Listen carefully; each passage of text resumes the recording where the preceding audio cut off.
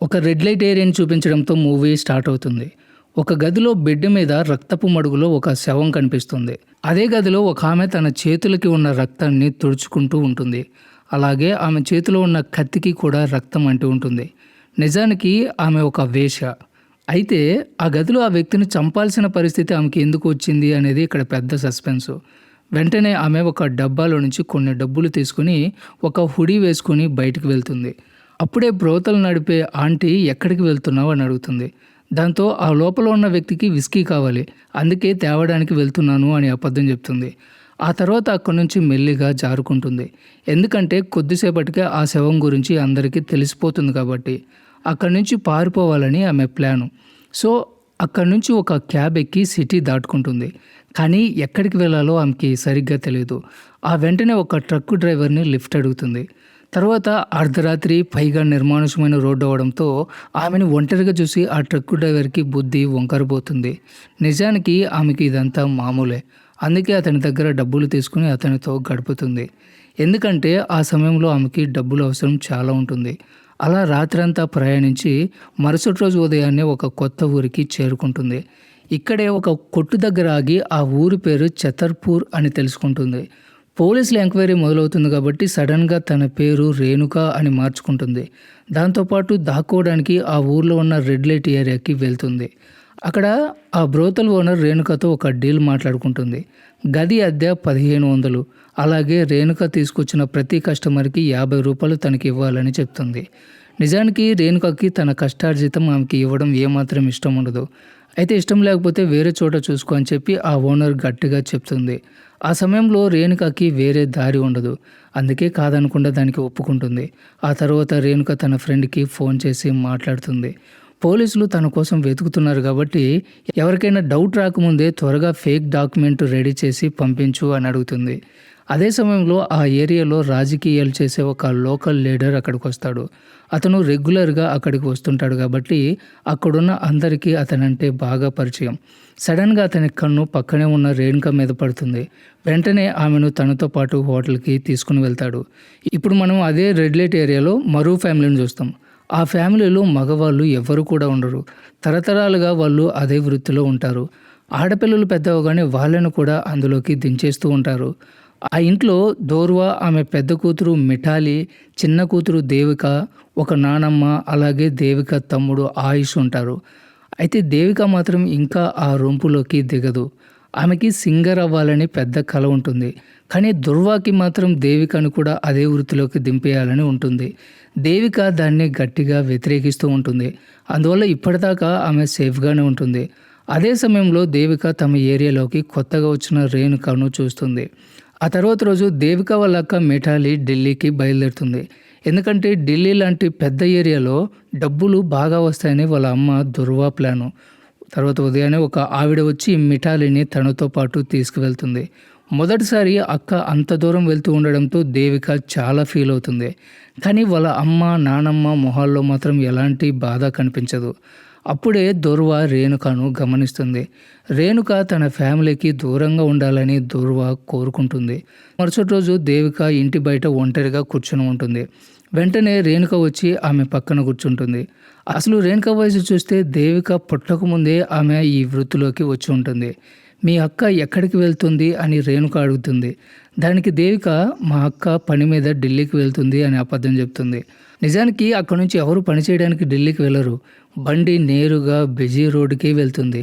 అలా వెళ్ళిన వాళ్ళు మళ్ళీ తిరిగి రారని రేణుక అసలు నిజం చెప్తుంది. ఆ మాట వినగానే దేవికకి కోపం వచ్చి అక్కడి నుంచి వెళ్ళిపోతుంది.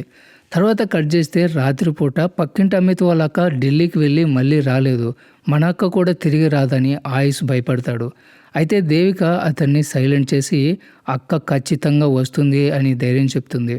ఆ తర్వాత దేవిక మరియు రేణుక రోజు కలుస్తారు. కొన్ని రోజులకే వాళ్ళిద్దరి మధ్య మంచి ఫ్రెండ్షిప్ ఏర్పడుతుంది. అసలు దేవికకు ఫిష్ ట్యాంక్స్ చూడటం అంటే చాలా ఇష్టం. గంటల తరబడి అందులో ఉన్న చేపల్ని అలా చూస్తూ ఉంటుంది. తర్వాత ఒకరోజు సాయంత్రం దేవిక బయట నుంచి రాగానే వాళ్ళ అమ్మ దూర్వా గట్టిగా అరుస్తుంది. మళ్ళీ ఆ రేణుకతో కలిస్తే బాగుండదు అని వార్నింగ్ ఇస్తుంది. ఎందుకంటే దూర్వాకు రేణుక క్యారెక్టర్ మీద అనుమానం ఉంటుంది. అదే సమయంలో ఆ ఏరియా లోకల్ పొలిటికల్ దినేష్ రోజు రేణుకను హోటల్కి తీసుకువెళ్తూ ఉంటాడు. ఎలక్షన్స్ దగ్గర పడుతున్నా సరే దినేష్ అవేమీ పట్టించుకోడు. సో దినేష్ దగ్గర చాలా డబ్బు ఉందని అర్థం చేసుకున్న రేణుక తనకు ఇంకా ఎక్కువ డబ్బులు కావాలని డిమాండ్ చేస్తుంది. అప్పుడే రాత్రిపూట రేణుక వీపు మీద ఉన్న గాయాలు చూపిస్తారు. ఆ నరకాన్ని ఆమె రోజు ఎలా భరిస్తుందో మనకి అర్థమవుతుంది. తర్వాత మరుసటి రోజు దేవికకు రేణుక గతంలో జైలుకు కూడా వెళ్ళిందని తెలుస్తుంది.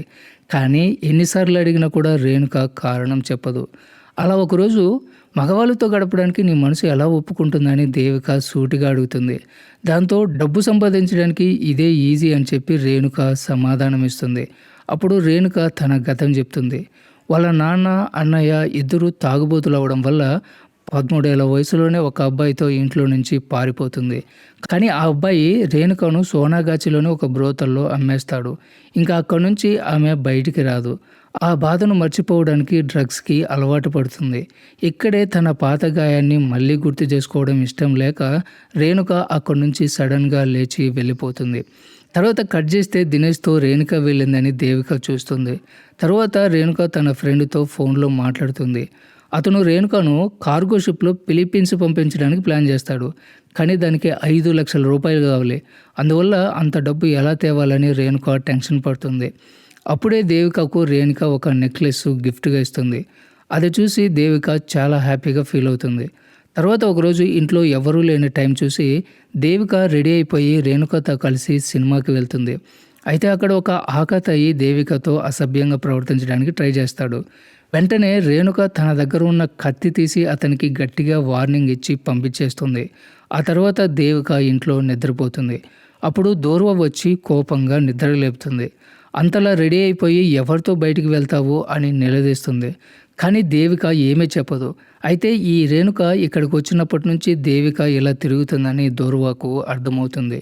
సో దూర్వాకి కోపం వచ్చి దేవికను భయంకరంగా కొడుతుంది.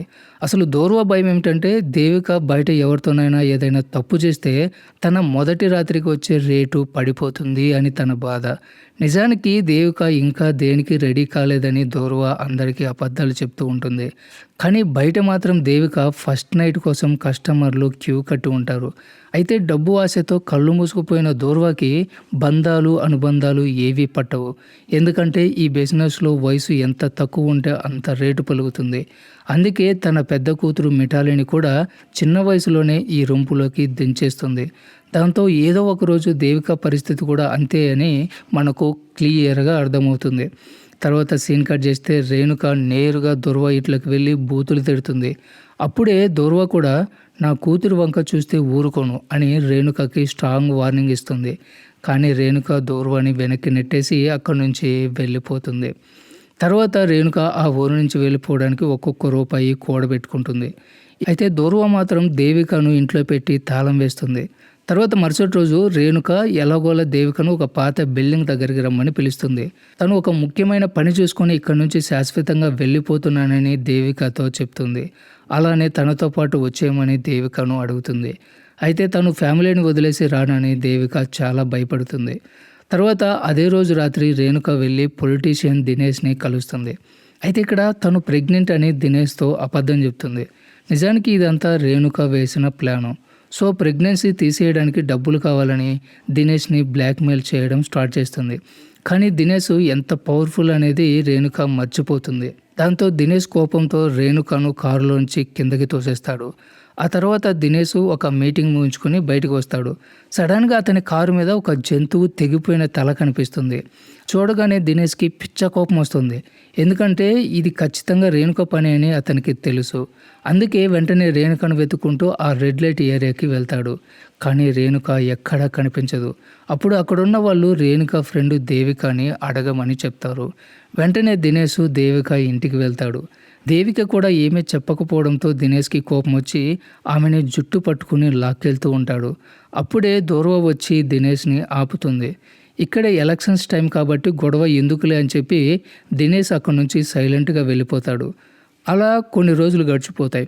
దేవిక అక్కడున్న అమ్మాయిల్ని అడిగినా రేణుక ఏమైందో ఎవరికీ తెలియదు.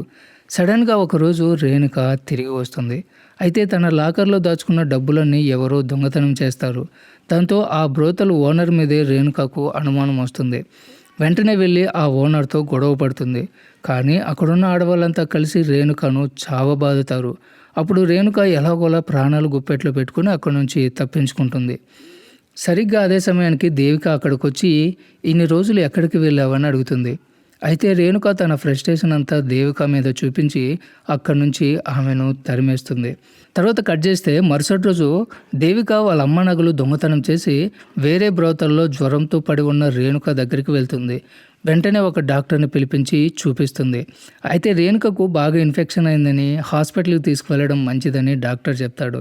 నిజానికి రేణుక డ్రగ్స్కి బానిసైపోయి పిచ్చి దానిలా ప్రవర్తిస్తూ ఉంటుంది. మత్తు లేకపోతే తను బ్రతకలేనని ఆమె మైండ్లో ఫిక్స్ అవుతుంది. అందువల్ల దేవికను బ్రతిమలాడి ఒక డ్రగ్ డీలర్ దగ్గర మందుల కోసం పంపిస్తుంది. తీరా అక్కడికి వెళ్ళిన తర్వాత ఆ డీలర్ దేవికతో అసభ్యంగా ప్రవర్తిస్తాడు.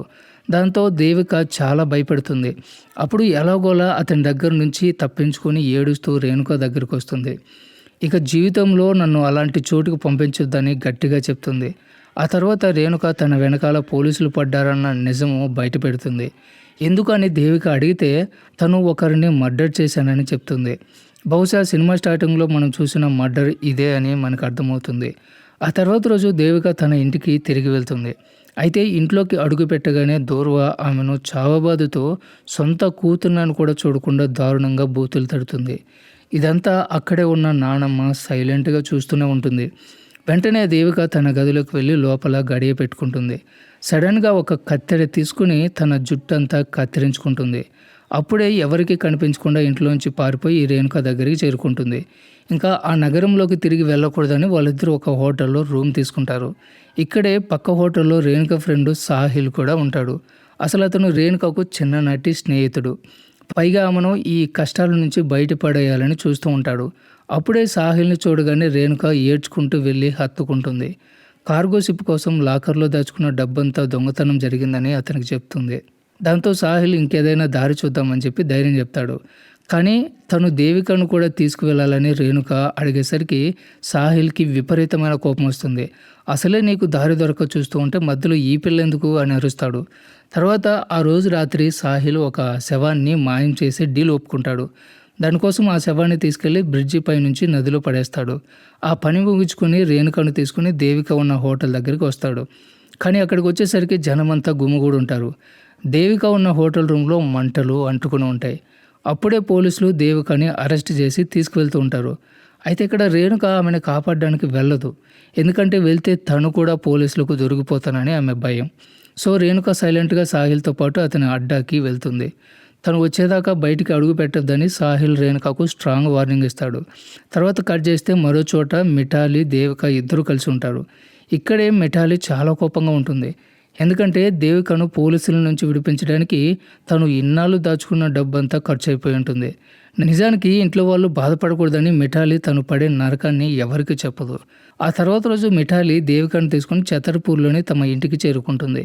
అప్పటికే ఆ ఇంట్లో వాతావరణం చాలా వేడెక్కుంటుంది. దేవికను కూడా ఈ పాడు పనులకి దించేయాలని దూర్వ డిసైడ్ అయిపోతుంది. అయితే దేవిక ఇలాంటి వాటికి సెట్ అవ్వదని నానమ్మ అడ్డుపడుతుంది. ఎవరు మాత్రం దీనికోసం పుడతారు, తప్పుతుందా అని దూర్వ గట్టిగా అరుస్తుంది. అప్పుడే మిఠాలి తన బాధను బయట పెడుతుంది.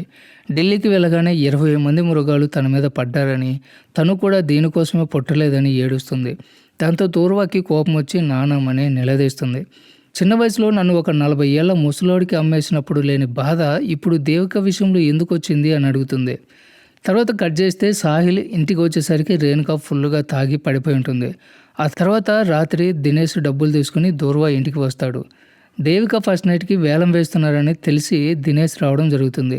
కానీ అప్పటికే వేరే వాళ్ళతో డీల్ సెట్ అయిపోయిందని దూర్వ చెప్తుంది. అయితే దినేష్ మాత్రం పట్టుబడి ఇంకా ఎక్కువ డబ్బులు ఆశ చూపించి దేవికను తను కొనుక్కుంటాడు. సో డబ్బులకు ఆశపడ్డ దూర్వ ఆ రాత్రే దేవికను దినేష్కి అప్పగిస్తుంది. అచ్చం ఫస్ట్ నైట్ లాగే గదిని దేవికను పెళ్లి కూతురులాగా రెడీ చేస్తారు. ఇక్కడే దేవికతో ఎలాంటి రియాక్షన్ ఉండదు. అంతా తన కర్మని సైలెంట్‌గా ఉంటుంది. కానీ దినేష్ తన మీద చెయ్యి వేయగానే కోపంతో అతన్ని లాగి ఒక చెంపదెబ్బ కొడుతుంది. అందువల్ల దినేష్‌కి పిచ్చ కోపం వచ్చి ఆమె అరుపులు బయటికి రాకుండా నోట్లో గుడ్డ కుక్కి దారుణంగా కొడతాడు. అయినా సరే ఆ అరుపులు బయటికి వినిపిస్తూ ఉంటాయి. అది తట్టుకోలేక చిన్న తమ్ముడు ఆయుష్ చెవులు మూసుకొని ఏడుస్తాడు. ఇంకా మిఠాలి ఆ నరకాన్ని చూడలేక ఇంటిలో నుంచి బయటికి వెళ్ళిపోతుంది. తర్వాత రోజు ఉదయాన్నే రేణుక ఛతర్పూర్ వచ్చి దేవిక ఇంటికి వెళ్తుంది. అక్కడికి వెళ్ళగానే దేవిక పరిస్థితి చూసి రేణుక షాక్ అయిపోతుంది. దినేష్ కొట్టిన దెబ్బలకి దేవిక ముఖమంతా గాయాలుంటాయి. వెంటనే దూర్వాకి వార్నింగ్ ఇచ్చి దేవికను తనతో పాటు తీసుకెళ్తుంది. ఆ పాత బిల్డింగ్ దగ్గర వెయిట్ చేయమని దేవికకు చెప్పి రేణుక కోపంగా అక్కడి నుంచి వెళ్తుంది.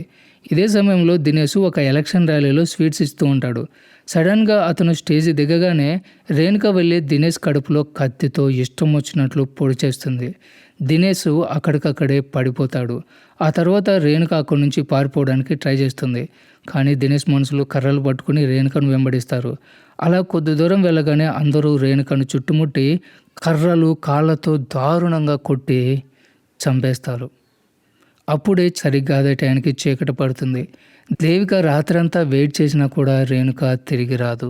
దాంతో దేవిక మెల్లగా అక్కడి నుంచి లేచి నడుస్తుంది. ముఖం మీద మనసు మీద ఉన్న గాయాలు ఇంకా పచ్చిగానే ఉంటాయి. తనకి ఎక్కడికి వెళ్ళాలో తెలియదు. కానీ ఆ నరకంలోకి మాత్రం మళ్ళీ తిరిగి వెళ్ళకూడదని ఫిక్స్ అవుతుంది. ఈ సీన్తోనే మూవీ ఎండ్ అవుతుంది.